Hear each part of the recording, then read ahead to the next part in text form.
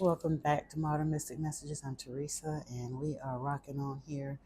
So, when I came to Atlanta, the first time, I should say, because we're only up to 2018, came to Atlanta, and I was hurt and so trauma bonded to some very unhealthy people and didn't realize it yet. But the first lesson that I learned through all of that is the crumbling began. I was allowed to see truthfully that God is my supply. I managed to survive an entire year with zero income of my own and did okay. I mean, I wasn't hungry. I wasn't out back. I wasn't none of that. And I had a little stuff coming here and there, but really wasn't focused on manifesting anything for myself. I was basically just beginning the healing and didn't understand that because I was still angry.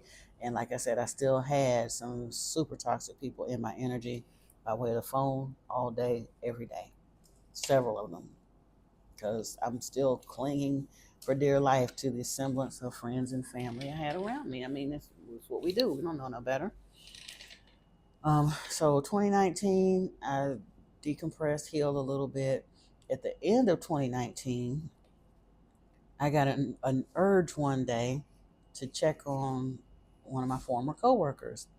And so I messaged her in Messenger. We got to chatting back and forth. And I made the comment, I wonder if I could even get my old job back. She said, hold on a second. She went and talked to our boss, came back 10 minutes later, 15 minutes later, whatever. She said, Chris is now the manager. Here's his phone number. Uh, Go ahead and call him because Dion said that he'll make room for you on the team. What date can you come back?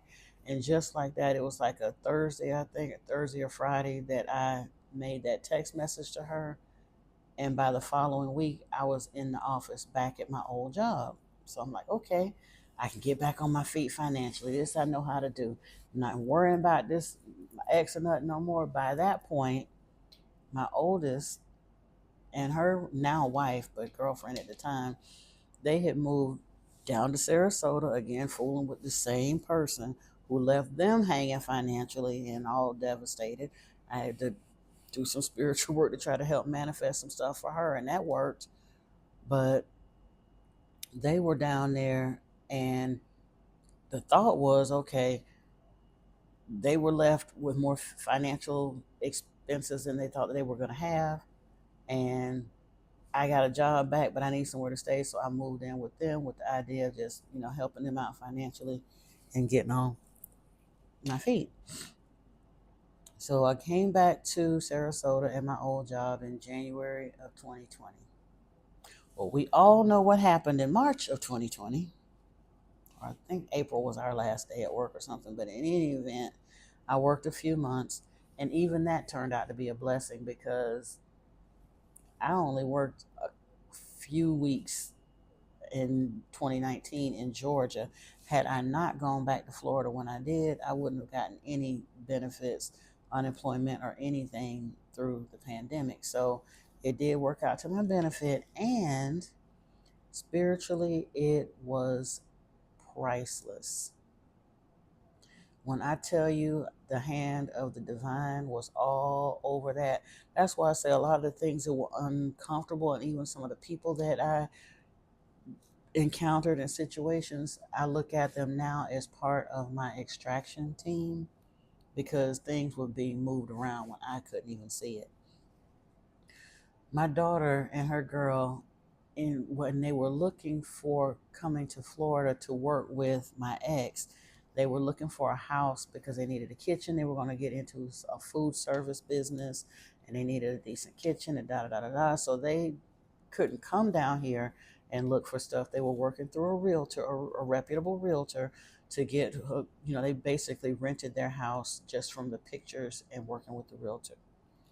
So when we got to Sarasota and I found out where the house was, I couldn't believe where they wound up renting. I spent the entire pandemic literally sitting within sight of the Ritz Carlton, about 800 feet or less, truthfully, from the Gulf of Mexico.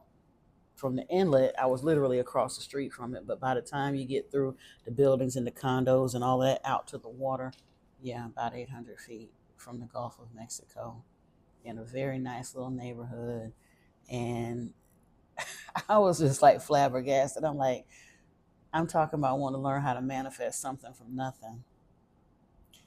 And Spirit got me sitting down here barefoot in the grass on what I call Money Mile, because it's right down there with, you know, like I said, the Ritz is over here, A Loft is over here, and Edward Jones is over here, and Morgan Stanley is down there, and all these expensive boutiques and stuff is just, and then the yacht park, like I said, the bay with all the yachts parked is literally 1 block away, and that's where I'm at. But those months spent out there in meditation were so beneficial. And again, I still didn't understand, because that cracking open and the breaking away happens in layers. But at that point, I was more focused on the spiritual aspect. I was taken through a couple of an initiation study group, a couple of them. One accepting like your Christhood or your crested beingness. The other one was an initiation study group under Master Dwal Cool. I at that point, when my clairaudience kicked in again, like big time, um, and I mentioned it before in earlier videos, I had an event that happened to me in 2020 where I actually heard something clairaudiently that I did not know. I couldn't confirm it until I went to Google and Googled the answer to see if what I was told clairaudiently was true. And it was. I had no way of knowing it until I searched online to see. And it was all kinds of experiences with birds and people and lots of beautiful events that year. And 2021 came through. By the middle of 2021, I think I went to stay with my son for a little while to help with my grandson. And then shortly after I came back to Sarasota, I wound up moving back to Atlanta. And that's where I've been since 2022, May 5th of 2022. I came back here. And this time, I'm still in healing, still pretty much in hermit mode, because most of the people that were around my life at this point have kind of peeled themselves away. And the ones that didn't voluntarily leave, the super toxic ones, I helped peel them away. So now I'm just kind of sitting in meditation, work, well, I wasn't working then when I first came back.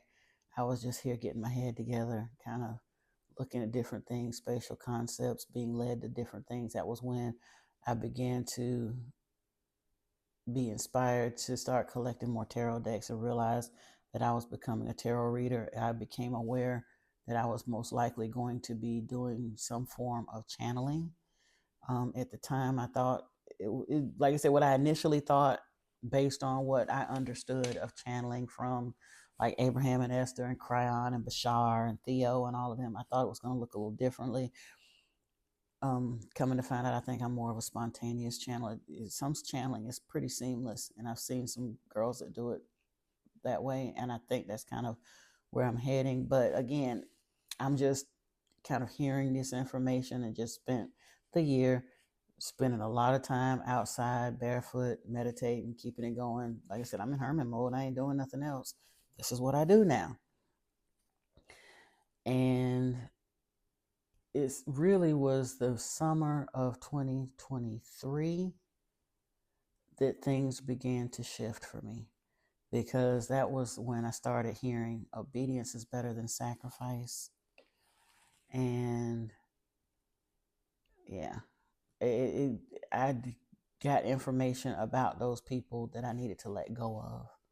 And I didn't buck anymore. I wasn't resisting it like, oh, who am I going to talk to? I'm going to be so lonely. Because truthfully, that honestly was a reason why a lot of them were still in my life, just for want of somebody to talk to. Because that many people were gone from my life. And I wasn't going out and about. I'm, in. But I got rid of them. Spent several months in healing, trying to deal with all of that. And then I started working from home. So I kind of got back into the fray of wanting to rebuild. And even at that, the money still wasn't rebuilding the way I wanted it to. But I was enjoying some stuff. Now, I'm not even fussing because for the first time in ever, really, I was able to do some things for me, engage in a little nurturing my inner child and some self love and stuff. Kind of got into crystals and supplements and buying my little tarot cards and buying my caftans and just whatever not having to constantly give up all of everything that I wanted and needed to do to take care of what other people wanted and needed to do. So I enjoyed that, but the job started becoming very stressful. I got a promotion, but it was a promotion. I mean, there was a little bit more money involved with it, but for the stress level of what I was put into, it truly wasn't worth it. But I didn't have a choice. It wasn't like, oh, congratulations on your promotion, and you have the choice to decline it. It was either take that job or don't have a job at all. So even though it wasn't a promotion I really wanted, it was a promotion that was put upon me because they understood I had empathy. And I was put into a very stressful position that changed everything for me. And so the next year and a half there was money, but it was super uncomfortable. So I was kind of in this G'ing and hawing, knowing I need to move forward and do some things. Still hadn't quite understood that my spiritual gifts were supposed to support me yet. Still scared to get out there on my own. Can I really do that? All I've known is really working the job. So I'm continuing to work the job, and the stress of it is just chewing me up, chewing me up. I mean, literally to the point I was waking up with my stomach in knots, having anxiety attacks over this job. But still I go. And then once I started really cut all of the toxic people away and it was just a job, that was a little bit more bearable. But the past several months, I knew that I really, really was going to have to let it go. And then I got laid off. I mean, it wasn't just me. It wasn't that I did anything wrong. The project ended early, and about 500 of us got laid off at the same time. And that brings us basically up to this point because that was, November 30th was my last day at work. And like I said, it took about a month to get my head together and process some of that stuff. And now we can move forward. Because one of the things that I've been shown as a tarot reader, an oracle, channeler, whatever you call it, all the different things that I've been called to do, is that I know for a fact that I am being called to serve folks that can probably relate to a lot of the stuff that I have said so far and will continue to say as we talk about some of those things, because it's been called, I realize now, and I understood it on a smaller scale. I didn't understand completely. But when I saw myself as a star seed, I knew that we're supposed to hold down energy in the Christ grid, Christ consciousness grid. And even with the twin flames that are coming into union, I saw that they were I wanted to call them secret weapons in God's army of light. But it's so funny because a reader that I love so much, Ian from 144 from the Stars Tarot. If you haven't ever heard his messages, and if you consider yourself chosen, 144,000, any of that, please go check him out because he's awesome. But he said something the other day that really, really helped it gel into place for me. We're literally like sleeper cells of the divine. And I'm definitely going to talk about that because I do believe this is going to be my last installment, but I want to get into it a little bit, and then I'll catch you on the next one.